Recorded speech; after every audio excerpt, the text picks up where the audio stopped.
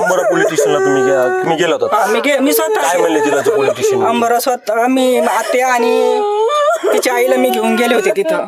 तर ते बडके साहेबने सांगितलं की आईला सांगितलं की बाई तू 17 वर्षी झोपी गेलती का म्हणून. कोण म्हणलं? बडके साहेब म्हणले की तुला काय 17 वर्ष समाधान नाही आली का म्हणले. तू आमच्यावर आरोप करायला लागली का, आम्हाला धमकी द्यायला लागली का म्हणले. त्याच्यामुळं मग ही मुलीच्या आईला आम्हाला काय वाटलं की काय ती धमकी देते पोलीस आम्हाला. कोण धमकी देतं नेमकी तिथलचं पोलीस स्टेशनचं? आंबोरा पोलीस स्टेशनचे. हा बर आमच्यावर दबाव चालू आहे. हा आणि काहीच केलं नाही, दक्षताच घ्या नाही. किती दिवस झाले मुलीला नेलेलं? 24 दिवस झाले. 23 दिवस झालं? 24 दिवस झालं. हा ते तिथं. तर ते बडके साहेबने सांगितलं की आईला. बीड जिल्ह्याच्या आष्टी तालुक्यातील हिवरा ह्या ठिकाणी घटना घडलेली. अल्पवयीन मुलीला खरं तर पळून वगैरे नेलेले अशी त्याची घटना झालेली आहे. आणि लवंडे कुटुंब आहे हे गावामध्ये एकच कुटुंब आहे. बीड जिल्ह्यामध्ये गुन्हेगारी कुठंतरी जास्त प्रमाणात तोंड वर काढते.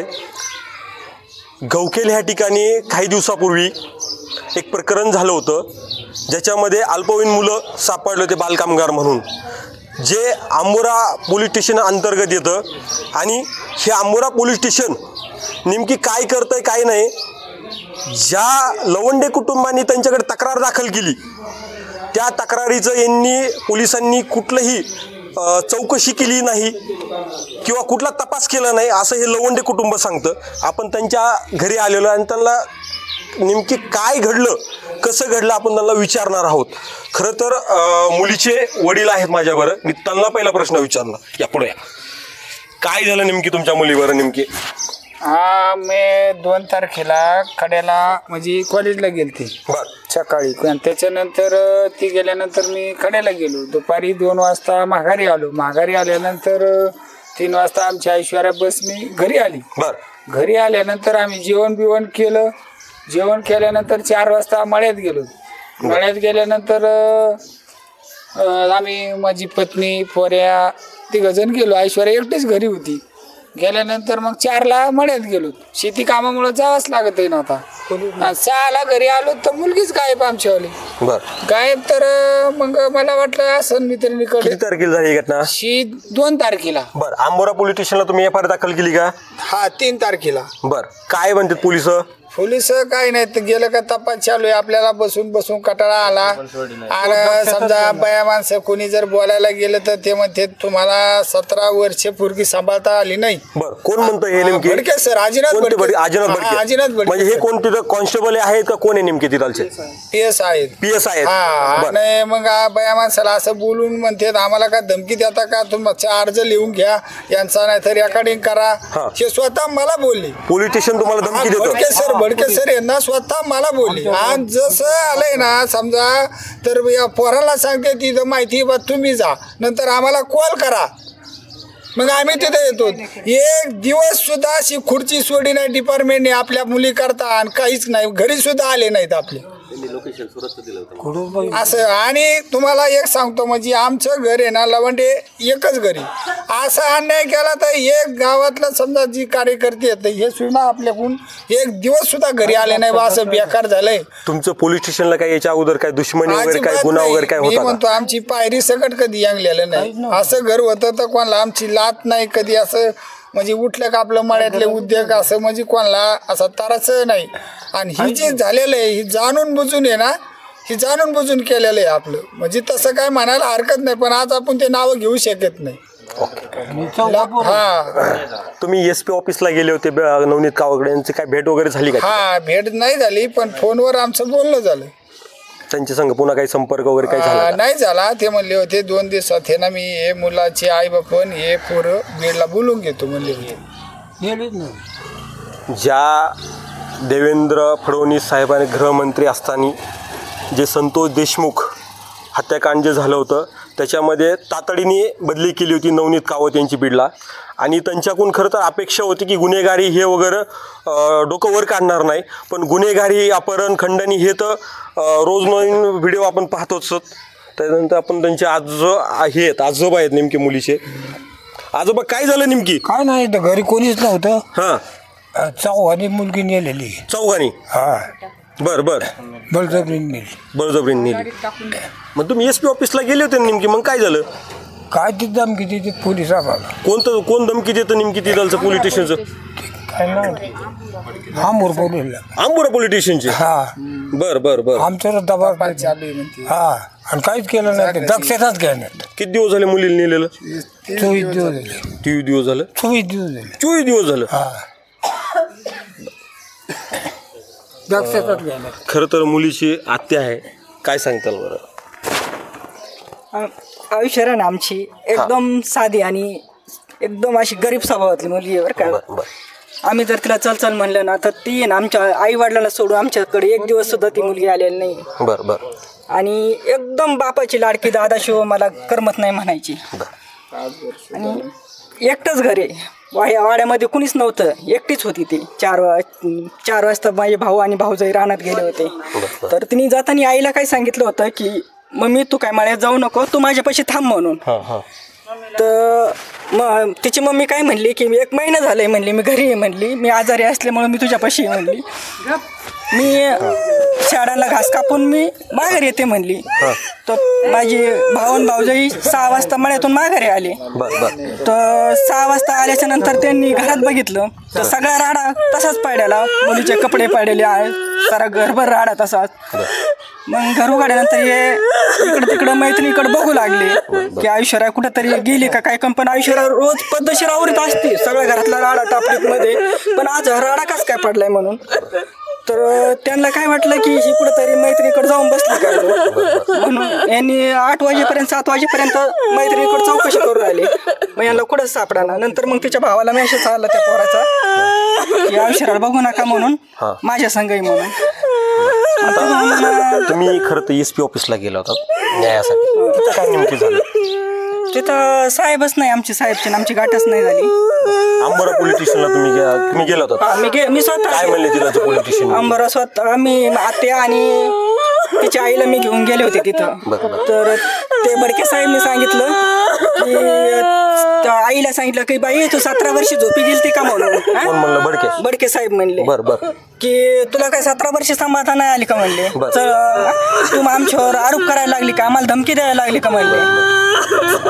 त्याच्यामुळं मग ही मुलीच्या आईला आम्हाला काय वाटलं की बडके साहेब शोधून काढते म्हणून मी मुलीच्या आईला जाऊ दे साहेब प्रयत्न करते.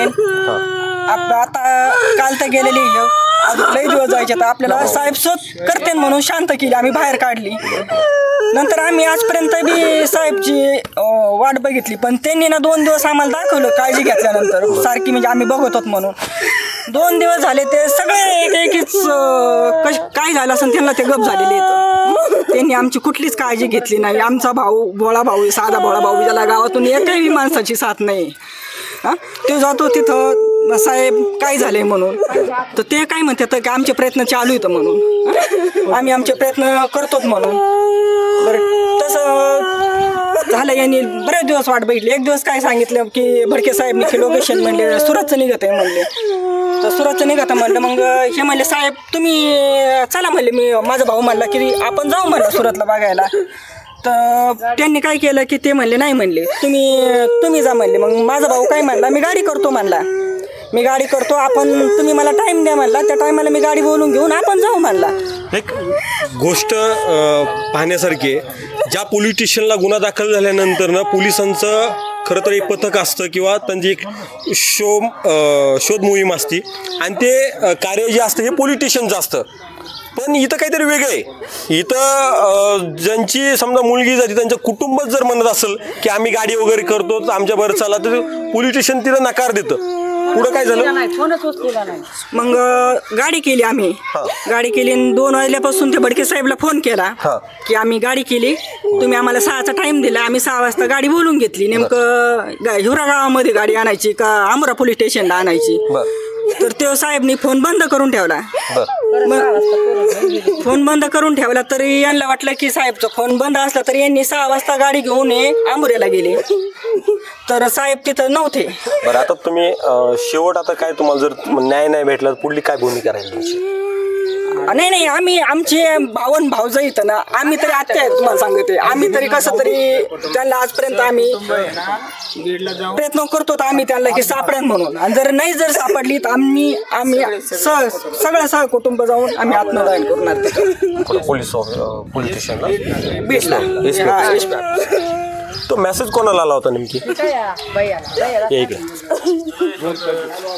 नेमकी काय झालं होतं नेमकी काय तुला मेसेज आला होता कसा आला होता काय मला तेच मेसेज आला होता 7:30 वाजता भैया दीदी आमच्या सोबत आहे तिला काय सापडू नका. किती वाजता आला होता 7:30 वाजता.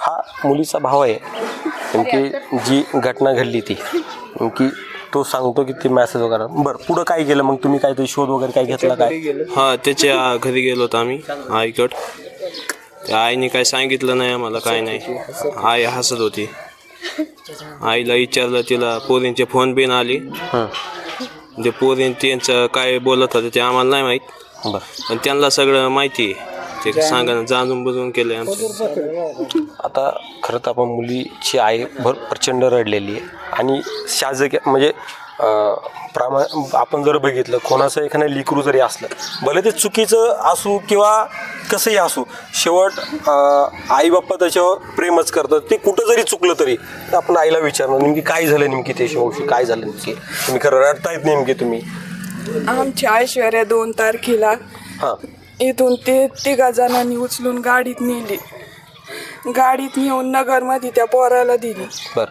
पोराच्या ताब्यात दिली तेव्हापासून अजूनही आम्हाला तपास नाही आणि मग आम्ही रानातून आलो घरी बघितलं मैत्रिणीकडे इकडे जा तिकडे जा सगळ्या मैत्रिणीकडे गेलो मला सांगा तुम्हाला असं काही वाटतं की याच्यामध्ये काही जाणून बुजून वगैरे काही हा जाणून बुजूनच केलं फुस लावून नेलेलं पोरीला जाणून बुजून केलंय आम्हाला मया जाताना मला 3दा एकदम साधी एकदम गरीब आहे कॉलेजहून आली जेवण केलं बोलली बसली 3दा म्हणली मम्मी तू रानात नको जाऊ आता 3 वेळेस म्हणली तर मी म्हणलं शिळीला घास घेऊन येते मी आता 4ला गेले 6ला घरी आलो तर घरात काहीच नाही ऐश्वर्या नाही कुणीच नाही मग मी ह्या मैत्रिणीकडे बघ त्या मैत्रिणीकडे बघ कुठं चौकट बघितलं कुठंच नव्हती ती मग नंतर भैयाला मेसेज आला का भैया दीदी माझ्या बरं आहे बघू नको कुठं मग आम्ही त्याच्या आईच्या घरी गेलो त्याच्या चुलत्याला फोन केला बोलून घेतलं घरी मग घरी गेल्याच्या नंतर त्याच्या आईला म्हणलं तुझा मुलगा कुठे आहे आशाने असं झालंय का ती लगेच हसल्याच्या नंतर नाही म्हणली मग तिला 3 पोरींचे फोन आले फोन येऊन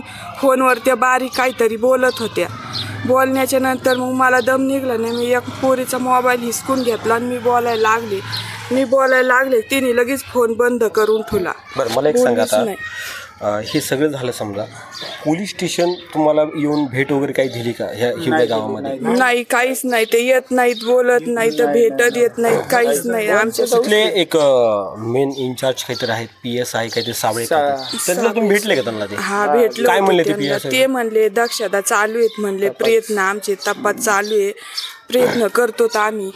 तुम्हाला असं काही शंका वगैरे आहे का याच्यामध्ये काही आर्थिक व्यवहार वगैरे काही झालाय असं काही शंका आहे काहीच नाही आमचं काहीच नाही आम्ही बोलायला लागलो नाही पोलीस स्टेशनला काय आर्थिक व्यवहार वगैरे काही झाला असं काही शंका आहे का नाही आम्हाला कवा असं माहिती नाही बाप जेल मी सुद्धा माहिती नाही मी तसं म्हणत नाही समोरची जी काय व्यक्ती आहे त्यांनी काही पोलिसांना काही आर्थिक देवाणघेवाण असं काही तुम्हाला काही शंका आहे का वाटतंय असं ऐकून येतं असं वाटतं ऐकून येत का दिल्या असं वाटतंय काळजीच घेत नाही तर आमची काळजी नाही काहीच नाही आणि तिथं गेलो का मी तिची चुलती आम्ही बोलायला गेलो साहेबांना आज इतक्या दिवस झाले पोरीचा काही तपासच नाही काहीच नाही तर ते म्हणले वा घराच्या बाहेर तुला काय सांभाळता नाही आली का इतक्या दिवस पोरगी 17 वर्ष झाली एवढे दिवस सांभाळता नाही आली का बाहेर व्हायचं म्हणले आम्ही तुमची रेकॉर्डिंग करू असं करू बोलत येत असे धमकी देत येत आम्हाला तिथं गेलं का बोलत नाहीत काय नाहीत तुला सांभाळता नाही आली का तुझी मुलगी काय नाही बाहेर व्हा म्हणले हो यांना बाहेर लगेच मग त्यांचे सगळे ते पोलीस ते सगळे गोळा झाले आम्हाला बाहेर काढलं म्हणले तुमची रेकॉर्डिंग करा मग आम्ही म्हणलं करा आमच्याकडून काही जर चुकत असलं काही होत असलं तर आम्हीच आतमध्ये बसत होतो आम्हालाच बाहेर टाका त्यांना बाहेर आणि ते पोरं रोज गावात फिरत येत इकडून तिकडून दारावरून येते जातेत हसतेत शिट्ट्या फुकीतेत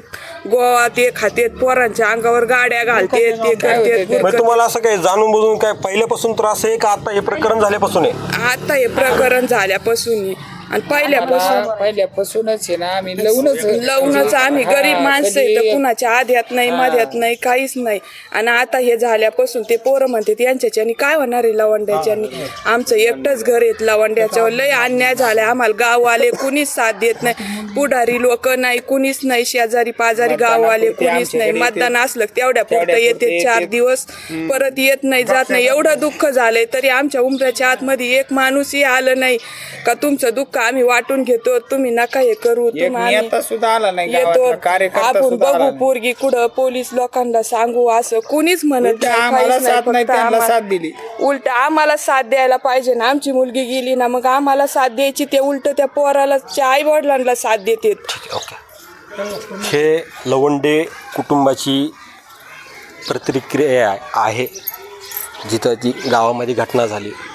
ज्या राज्याच्या मुख्यमंत्र्याकडं गृह खातं आहे आणि गृह खात्याअंतर्गत जी काही जबाबदारी असते ती जबाबदारी नवनीत कावत ही यांचीसुद्धा तेवढीच असली पाहिजे की राज्याच्या मुख्यमंत्र्या एखाद्या मुलीचा बळी गेला किंवा काही जर घटना जर वेगळी जर घडली त्या टायमाला राजकीय लोक आरोप प्रत्यारोप करायचे सोडत नाही. पण खरंच हे लवंडे कुटुंबाची मुलगी वापस भेटणार का आणि आंबोरा पोलीस स्टेशन जे आहे हे खरंच ह्या कुटुंबाला न्याय देणार का ही आता पाहण्याची गरज आहे.